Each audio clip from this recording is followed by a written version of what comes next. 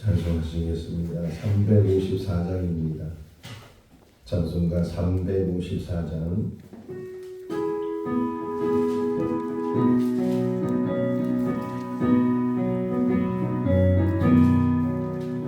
주를 안봉하는 자 올라가 독수리같이 모든 산에 이기고 근심 걱정 벗으니 올라가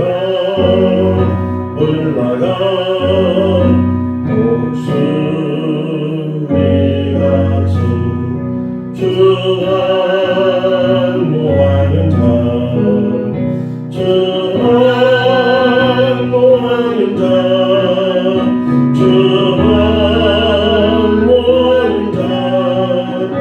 늘 강건하리라. 주를 안모하는 자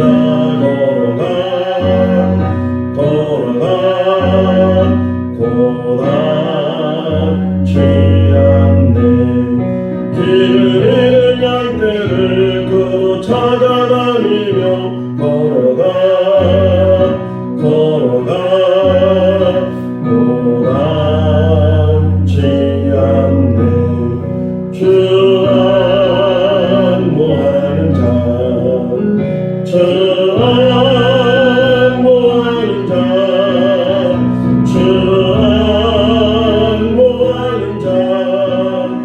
늘 강건하리라.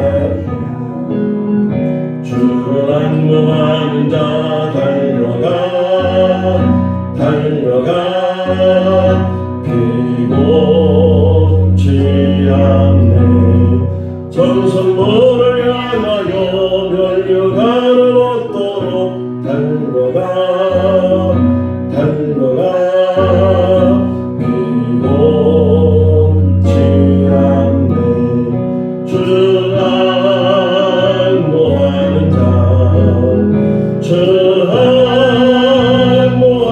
자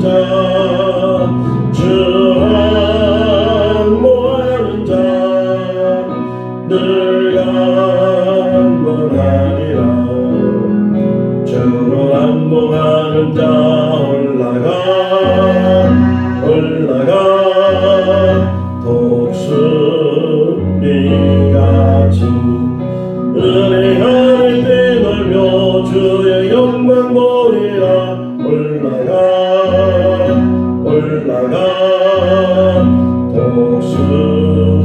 독수리같이 주 안모하는 자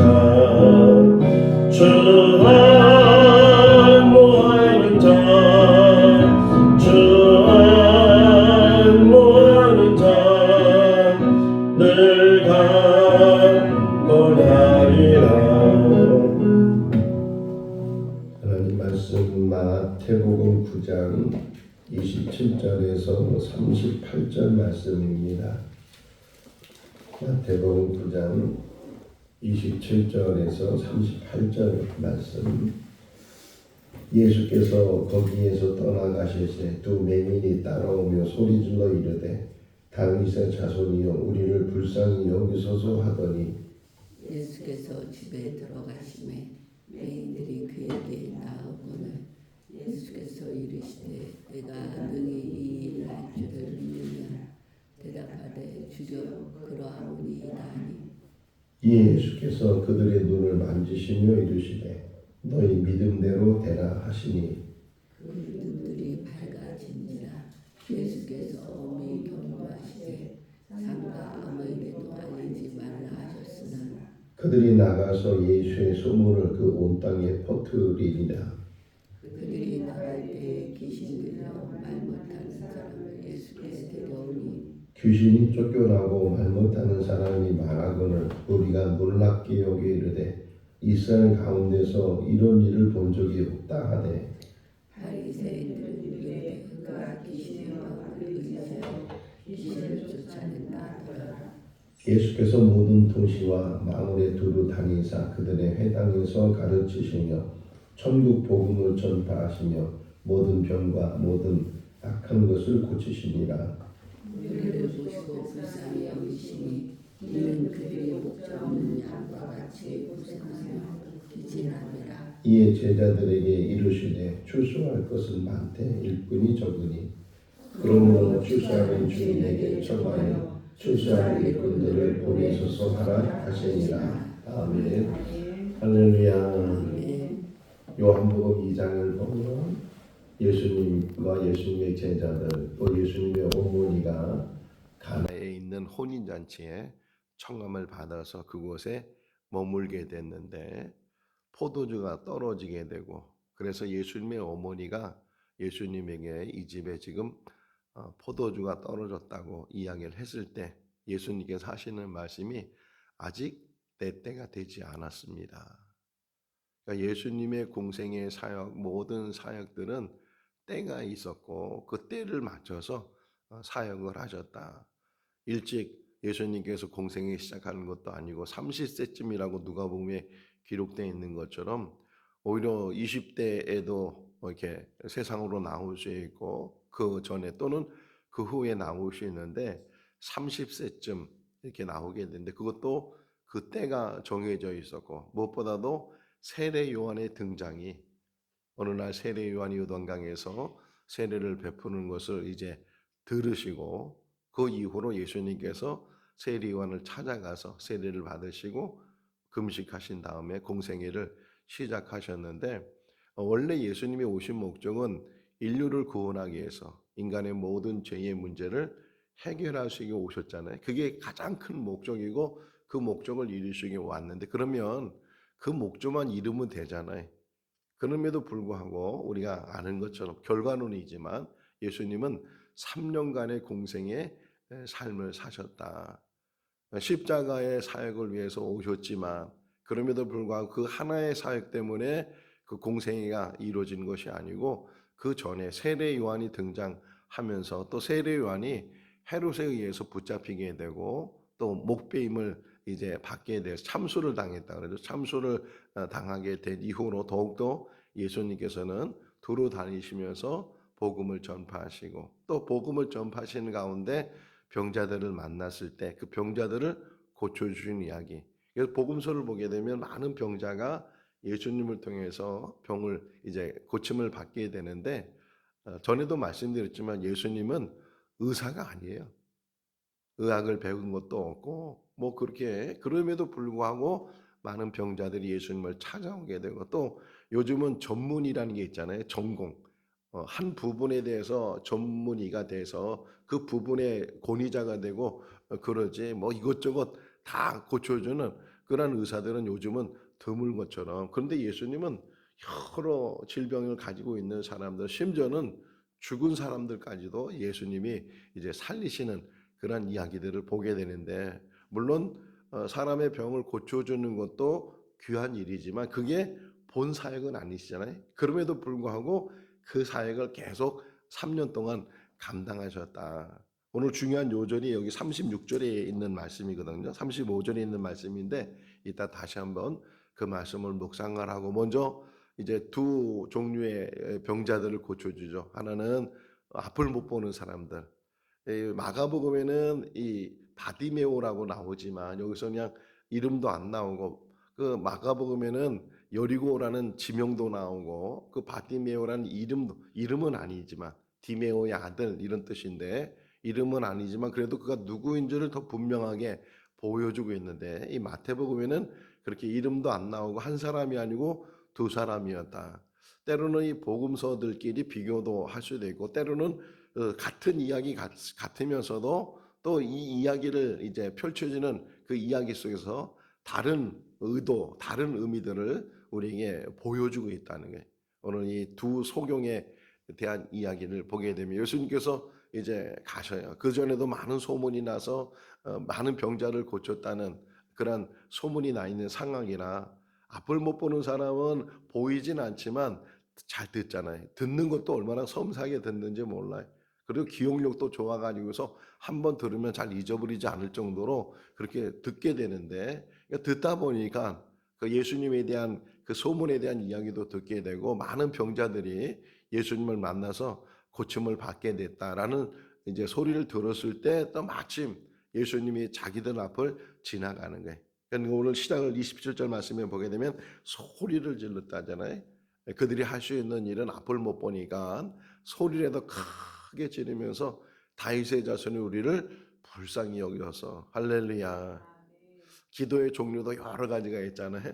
여러 가지 기도의 종류인데 그 중에 하나가 이 소리 부르짖는 기도. 부르짖는 기도.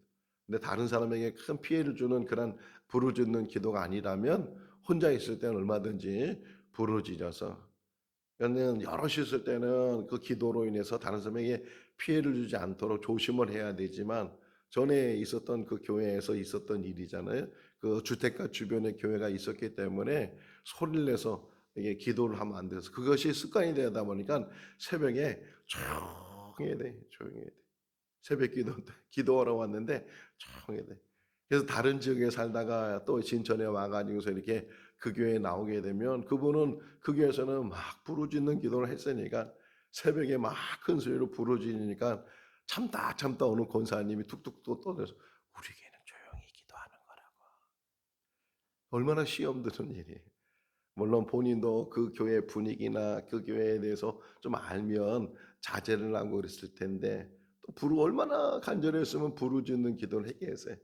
서로 이해하고 그러면서 좋은 이야기를 해야 될 텐데 그래서 시험이 들어서 다른 교회로 가는 그런 일들도 있게 되는데 여기 우리 기도의 여러 가지 때로는 침묵 기도 아무 소리도 없이 깊이 묵상하면서 하나님을 찾아가면서 그렇게 침묵으로 기도하는 그런 기도가 있는가 하면 정말 산이 쩌렁쩌렁할 정도로 부르짖는 기도 그런 부르짖는 기도 이 간절함이잖아요.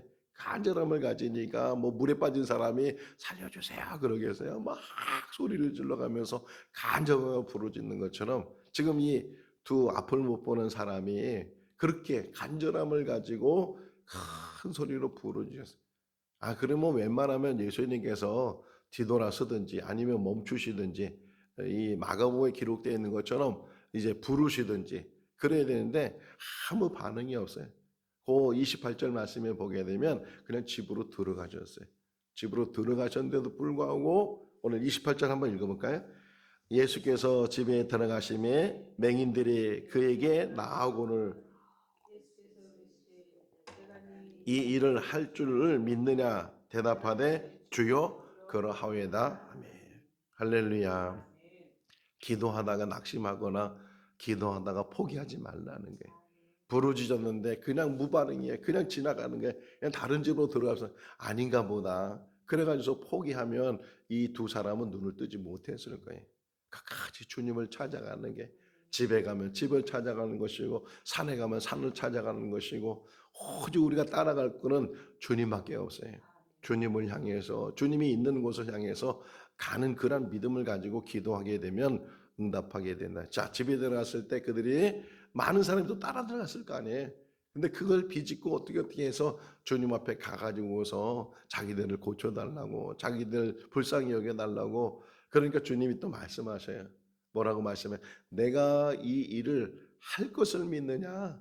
능히 내가 이 일을 할 수 있느냐? 지금 뭘 물어본 거예요? 그들이 가지고 있는 믿음. 주님은 고칠 수 있는 줄로 믿습니다. 할렐루야.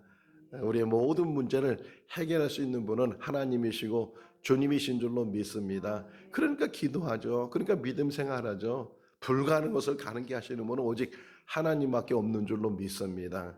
다만 의심하지 않는 거예요. 그런 믿음을 여기서 치료할 때도 마찬가지예요. 너희 믿음대로 될지어다 그러잖아요. 너희 믿음대로 될지. 바디메어한테 똑같이 얘기해요. 너 소원이 뭐냐? 원하는 게 뭐냐? 보기를 원합니다. 그렇게 말씀하시니까 네가 보게 되기를 원한다 이렇게 기도하는 것이 아니고 너희 믿음대로 될지어다 이렇게 말씀하시는 것처럼 내가 능히 이것을 할 수 있는 것을 너희가 믿느냐? 주님 그렇습니다. 이렇게 대답했을 때 주님께서 너희 믿음대로 될지어다 이렇게 말씀하시고 또 하나 중요한 게 뭐였냐면 그들의 눈을 만져주셨다는 거예요. 만져주셨어요. 이 국률의 어떤 표시에 사랑의 표시에 주님은 지금도 우리를 만져주시는 줄로 믿습니다.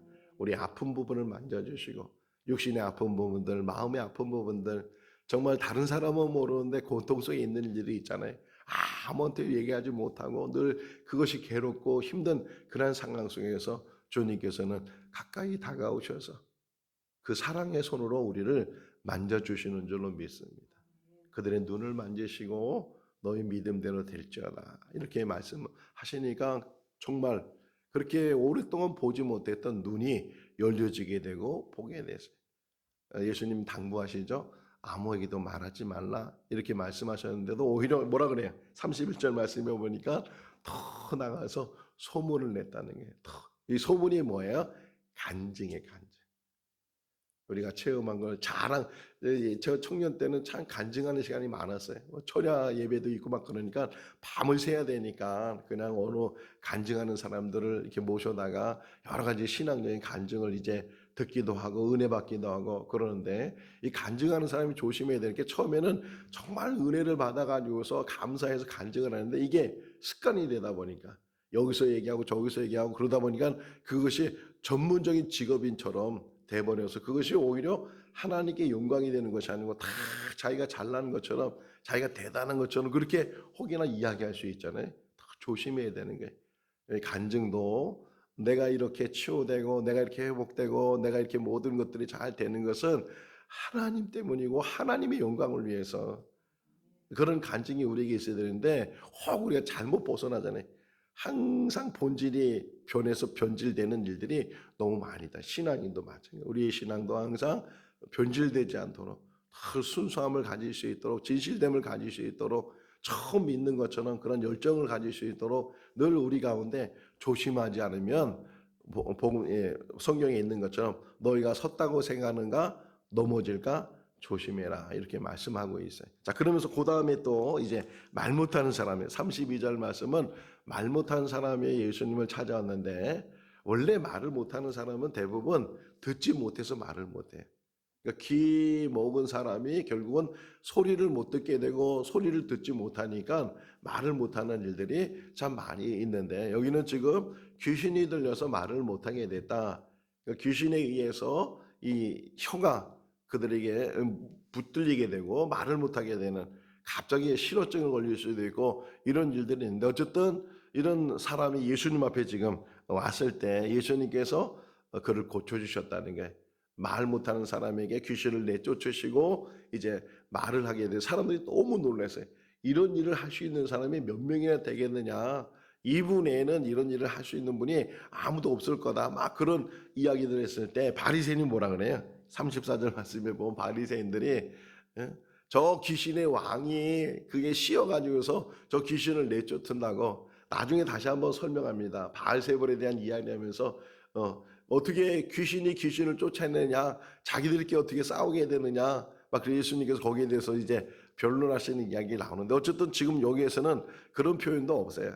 그러니까 바리새인들이 말하기를 그러니까 어떻게 보면은 시기하는 거잖아요. 질투하는 것이고 자기들은 못하는데 주님은 하시니까 거기에 대해서 막 어떤 시기심이 생기게 되고 그래서 없는 말을 만들게 되고 귀신이 귀신을 쫓아낸다고 이렇게 말하고 있어요. 그런데도 불구하고 여기서는 주님께서는 침묵하셔요. 때로는 좋은 일을 했는데도 그 좋은 일한 것 때문에 사람들이 누명을 씌우고 그런 일들이 일어날 수 있잖아요. 그럼에도 불구하고 침묵하시는 예수님의 모습처럼 때로는 그것을 대응하지 않는 거예요. 근데 우리는 그렇게 참지 못하잖아요. 따져야 되고 싸워야 되고 이겨야 되고 그러는데 주님은 그렇지 않으셨다니. 그러면서 아주 중요한 말을 지금 여기 35절 해요. 35절 다시 한번 읽어볼까요? 예수께서 모든 도시와 마을에 두루 다니사 그들의 회당에서 전파하시며 모든 병과 모든 약한 것을 고치시니라. 할렐루야. 이게 복음이고 이게 기독교예요. 예수님께서는 십자가에 죽으셨다가 3일 만에 부활하시고 그리고 승천하셨는데 그 승천하시기 전에 마태복음 28장 19절 20절 말씀에 보게 되면 모든 민족에게 가서 아버지와 아들과 성령의 이름으로 세례를 주고 내가 분부한 모든 것들을 그들에게 가르쳐 지키게 하라. 내가 평생 너희와 함께하겠다. 끝까지 너희와 함께하겠다. 이렇게 주님이 말씀하시는 것처럼 기독교는 가라는 거예요. 가라. 12명의 제자를 2명씩 묶어서 보내시는 주님. 70명의 제자들을 2명씩 묶어서 보내시는 주님. 생거진천교회도 마찬가지예요. 머물러 있는 것이 아니고 여기서 은혜 받고 복음을 들고 그리고 가는 거예요. 여기 보세요. 다시 도시와 마을을 한 곳에 가는 것이 아니고 여러 곳을 가는 거예요. 우리 교회가 교회다운 모습을 갖는 것 중에 하나가 뭐 여기서 예배도 잘 드려야 되고 교육도 잘해야 되고 친교도 잘해야 되고 봉사도 잘해야 되고 다 잘해야 되지만 또 하나 잘해야 되는 게 전도하는 것하고 선교하는 거예요. 우리 교회가 교회다워지려면 열심히 전도하고 또 열심히 선교하고 돈이 있어 선교하는 것이 아니고 돈이 없어도 선교의 열정을 가지면 채워주시면 하나님이시잖아요. 우리 어디 이제 목사님이 목회 계획 속에서 우리 선교지 가서 선교하겠습니다. 물론 선교사님들처럼 거기 오래 머물면서 선교하지 못하지만 흔히 단기 선교라 그러잖아요. 일주일 정도, 3박 4일 정도 이렇게 선교지 가서 복음 전하고 그 일을 감당하게 되는데 그 일을 하자고 했을 때 우리 교회가 지금 빚이 많은데 우리가 지금 써야 될 돈도 많은데 이래가지고서 선교를 하지 않는다면 점점 교회의 역할을 할 수가 없다는 거예요. 그건 그거대로 지금 우리가 짊어지고 가는 것이고 또 하나는 복음을 위해서 어디든지 우선 이 진천을 붙들고 진천에 복음을 전하는 일들 지금 이단들은요 얼마나 열심히 전도해요. 제가 며칠 전에도 길을 가는데 무슨 전도를 주면서 거기 또 뭐 써있지도 않아. 어느 이단인지도 표시도 안 해. 요즘은 표시도 안 하고 그러면서 하는 얘기가 5분만 시간 내주시면 제가 더 잘 설명할 수 있다고. 아주 멋지게 옷을 입은 두 남자가 길에서 그렇게 하는데 아니나 다를까요? 그럼에도 불구하고 그렇게 열심히 전도하고 복음 전하려고 그렇게 애를 쓰는데 기존에 있는 모든 성도들은 지금 전도에 대해서 전혀 자기하고는 무관하다고 생각하잖아요. 우리도 마찬가지잖아요. 어떤 일이 있어도 우리 사명은 복음 전하는 게 다니는 거예요. 다니는 거. 복음을 들고 다녀야 된다. 두 번째는 뭐예요? 가르치셨다. 가르치려면 뭐예요? 알아야 가르치잖아요. 제가 교사 세미나 할 때 교사들한테 늘 한 얘기가 교사의 역할은 주전자다. 주전자의 역할은 뭐예요? 물을 채워야 나눠줄 수 있다는 게. 우리 교사들도 채워야, 우리 성도도 채워야.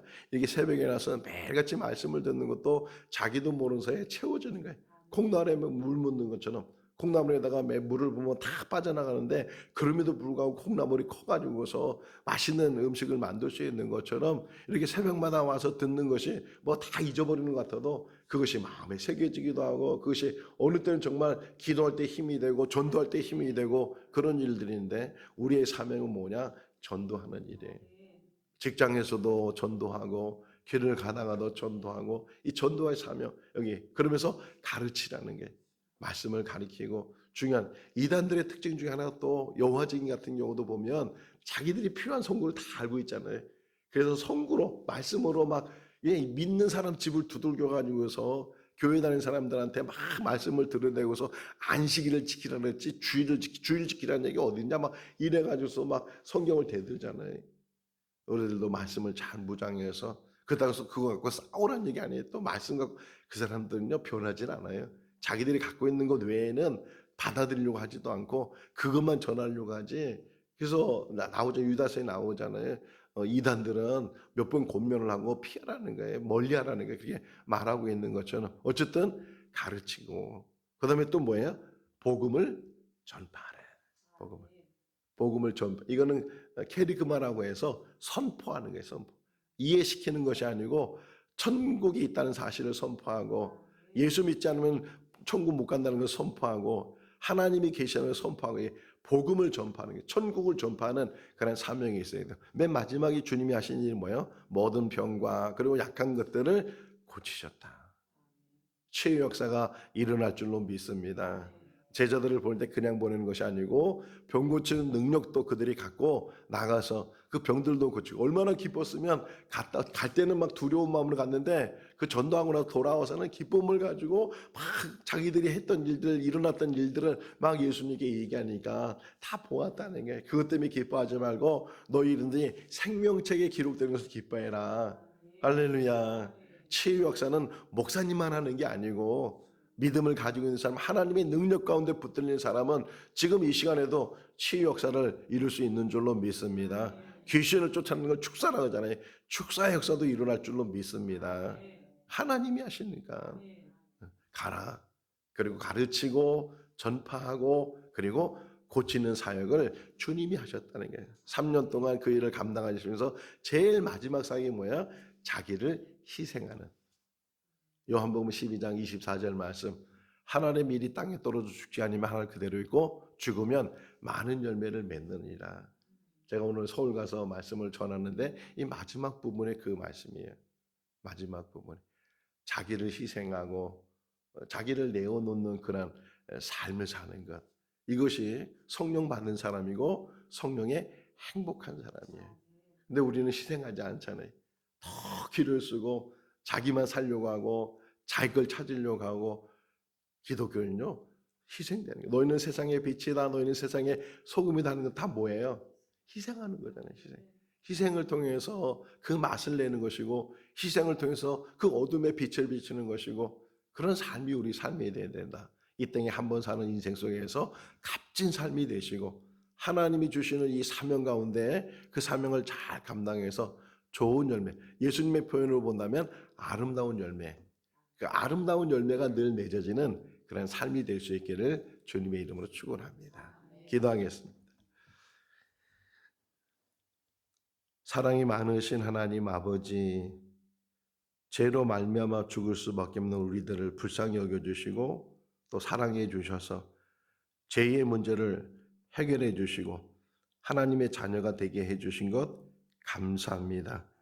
예수 그리스도를 보내주시고 예수 그를 통해서 우리의 모든 죄를 대속해 주신 그 사랑을 깨닫게 해주시고 특별히 문제를 가지고 주님 앞에 찾아가는 그 어떤 사람도 외면하지 않으시고 그들을 불쌍히 여기주셔서 어루만져 주시고 치유해 주시는 그런 은혜의 역사를 우리가 오늘도 눈으로 보고 귀로 듣습니다.